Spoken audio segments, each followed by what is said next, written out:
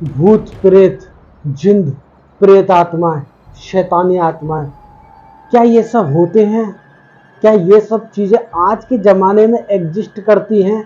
अगर मैं आप लोगों से पूछूंगा तो जाहिर सी बात है दोस्तों, आप लोगों में से काफ़ी सारे लोग यानी करीब 90% लोग तो हंसेंगे मेरे ऊपर और बोलेंगे क्या पागल हो गया है।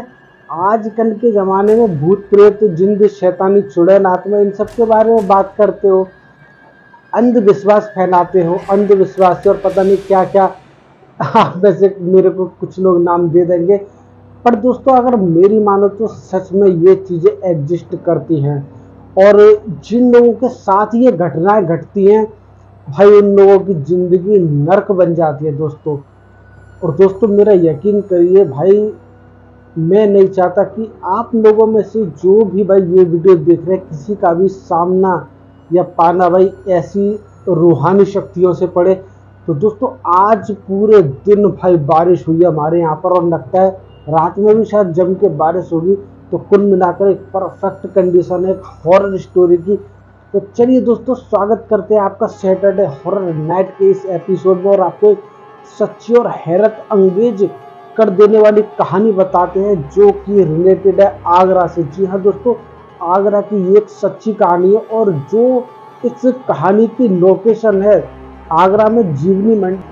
अगर वहाँ या उसके आसपास आपका कोई रिलेटिव्स रहता हो तो बता सकता है आज से काफ़ी समय की, हालांकि कुल मिलाकर करीब ज़्यादा तो नहीं बट 30 साल पहले की दोस्तों सच्ची स्टोरी है। और वहाँ पर आपको कोई नोबल पर्सन रहता होगा तो वो आपको बता सकता है कि जी हाँ ऐसी एक घटना हुई थी जिससे काफ़ी ज़्यादा जो है भय का माहौल हो गया था उस एरिया के अंदर। तो चलिए दोस्तों फटाफट से वीडियो को शुरू करेंगे, सारी घटना आपको बताएंगे।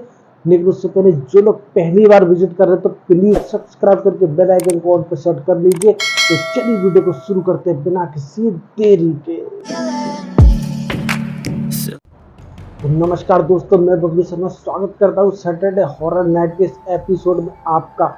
और दोस्तों आज की ये जो हैरत अंगेज घटना है, ये घटना है एक जिन्न की। जी हाँ दोस्तों, जिन्न जिसे देहाती रूरल एरिया में जिंद भी बोला जाता है, बट असली नाम होता है उसका जिन्न। तो जिन्न से संबंधित ये घटना है दोस्तों आज से 30 साल पहले आगरा में जीवनी मंडी एरिया में जो है एक जगह है अनाज की मंडी, उसके आसपास की ये घटना है। एग्जैक्ट लोकेशन तो मैं आपको नहीं बता सकता हूँ किसी रीजन से, बट अगर आपका कोई नॉर्मल पर्सन रहता होगा तो वो आपको बता देगा जी हाँ ऐसी घटना घटी थी। ये दोस्तों फटाफट से घटना को हम आपको बताते हैं। एक दोस्तों बंदा रहता था, यानी कि एक आदमी रहता था, उसकी एक बीवी थी और उसकी एक बेटी थी।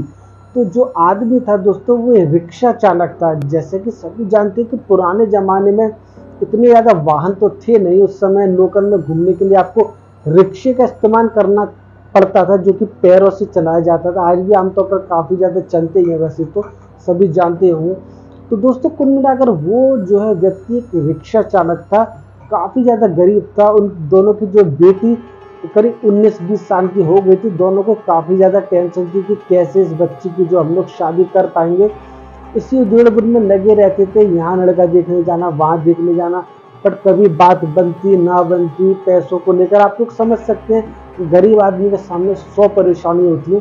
तो इसी दौरान दोस्तों एक बार वो लड़का देखने के लिए कहीं गए थे और वहाँ से आ रहे थे, तब रास्ते में बहुत ज़्यादा उन लोगों को जो है गर्मी सताने लगी। तो उन लोगों ने सोचा कि चलो एक वृक्ष के नीचे आराम कर लेते हैं, क्योंकि उन दिनों आप लोग समझ सकते हैं कि आज से 30 साल पहले इतना विकसित नहीं था सारा एरिया।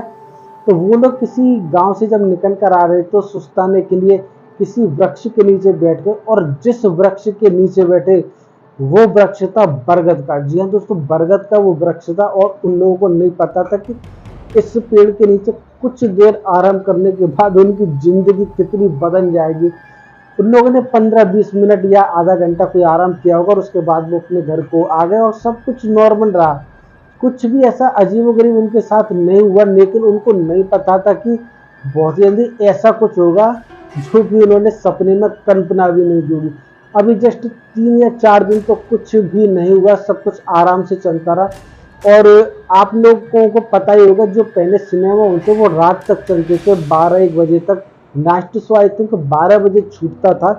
तो उस समय इतने ज़्यादा साधन किसी के पास बाइक वगैरह भी थी नहीं, तो लोग बार जो रिक्शा से सफ़र करते थे, तो रिक्शा चालक जो रात में 12 बजे सिनेमा उनके बाहर पहुंच जाते थे और वहां से सवारी लेकर उनके घर पहुंचा देते और कुछ इनको इनकम हो जाती। तो इस तरीके से वो भी जाता था रिक्शा चालक। तो वो जो बंदा रिक्शा चालक था वो घर से करीब 11 बजे निकल जाता था और 12 बजे तक वहां पहुंच जाता। लेकिन दोस्तों हुआ ये कि जिस दिन ये घटना घटी वृक्ष के नीचे आराम करने वाली, उससे ठीक 4 से 5 दिनों बाद जैसे ही वो व्यक्ति जो है रिक्शा लेकर निकलता सिनेमॉन जाने के लिए, तुरंत ही 5 मिनट बाद लौट के आ जाता।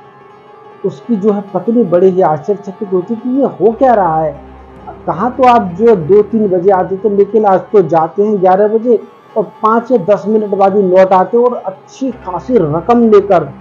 इस बात को लेकर वो सबसे ज्यादा जो है परेशान थी, आखिर इतने पैसे इन पर आ कहाँ से जाते हैं।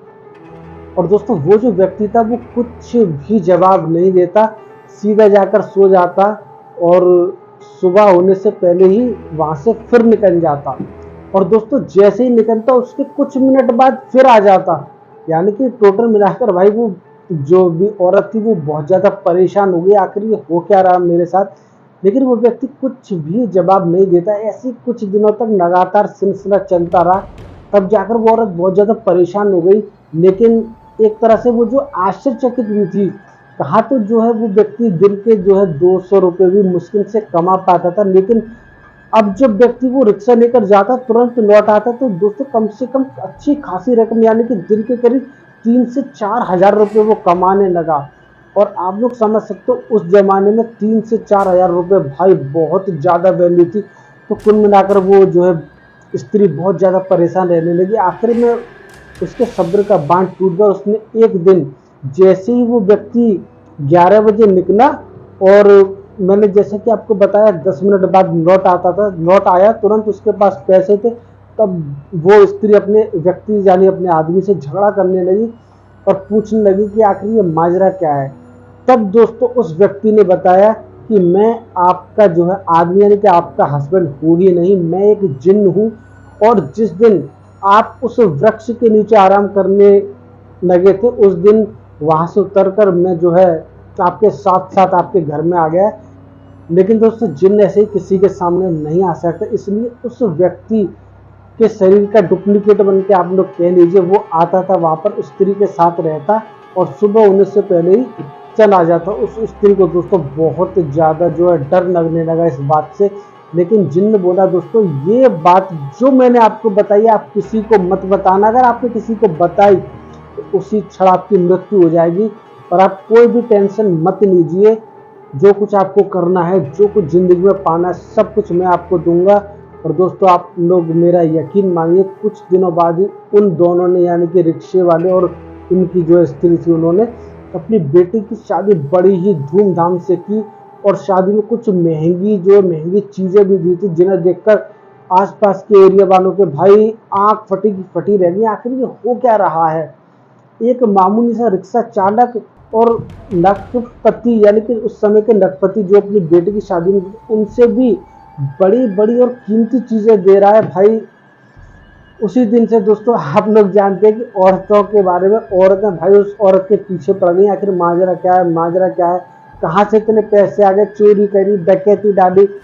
अंत में आकर दोस्तों शादी वाले दिन से 10 या 15 दिन की बात होंगी ये, वो स्त्री बेचारी बहुत ज़्यादा मजबूर हो गई और उससे दोस्तों बताना पड़ा ना चाहते हुए भी कि ऐसे ऐसे हमारे यहाँ पर एक जिन्न आता है हमारे हस्बैंड की शक्ल लेकर। और ये कुछ जो है सारी बातें उन्होंने बता दी कि ये जिन्न कहाँ से आया और क्या किया इसने मेरे साथ, और इसने ही इतनी संपत्ति हमको दी है जिससे अपनी बेटी की शादी में इतने बड़े बड़े गिफ्ट हमने दिए हैं। तो कुल मिलाकर दोस्तों जैसा कि जिन्न ने कहा था कि उसी क्षण तुम्हारी मृत्यु हो जाएगी, उसी क्षण उस जो स्त्री की मृत्यु हो गई। उसके शरीर में एक पॉइंट भी रक्त नहीं बचा था, पूरी की पूरी स्त्री वो पीली पड़ गई थी और पता ही नहीं चला कि आखिर इसकी मृत्यु हुई कैसे। क्योंकि जाहिर सी बात है दोस्तों मृत्यु होने के पीछे कोई कारण तो होना चाहिए, बट पीएम यानी कि पोस्टमार्टम में कुछ भी कारण नहीं आया। और जैसी दोस्तों उस स्त्री की मृत्यु हुई थी, वो जिस कमरे में रहते थे उस कमरे में दोस्तों, यहाँ पर शायद आप लोगों को मेरा यकीन नहीं होगा, बट 100% सत्य बात है दोस्तों, ये उस कमरे के अंदर छत से हड्डी और मांस की बारिश हुई थी। जी हाँ दोस्तों, छत से हड्डी और मांस की बारिश हुई थी। और दोस्तों कमरे में काफी ऊंचाई तक, यानी कि 1 से 1.5 फीट सारी की सारी गंदगी भर गई थी। और दोस्तों काफी लोगों ने ये सीन अपनी आंखों से देखा था, जो कि आज तक जिंदा हैं। उनमें से एक है हमारी माता जी। जी हाँ दोस्तों, हमारी मम्मी ने ये सीन अपनी आंखों से देखा था, क्योंकि आज से 30 साल पहले हमारी फैमिली भी, उस समय तो खैर हम थे नहीं, लेकिन हमारी फैमिली भी जीवरी मंडी के पास ही रहती थी।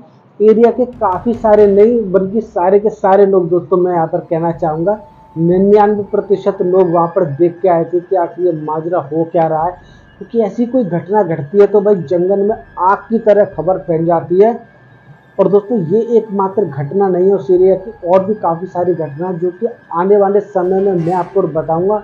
बट होप करते हैं दोस्तों आपको ये सच्ची घटना का वीडियो जो है, स्टोरी पसंद आई होगी। अगर स्टोरी पसंद आई तो लाइक कीजिए, चैनल को सब्सक्राइब कीजिए, बेल आइकन को ऑल पर सेट कर लीजिए। चैनल पर वीडियो करते मिलते बढ़िया से वीडियो में, तब तक के लिए बाय बाय।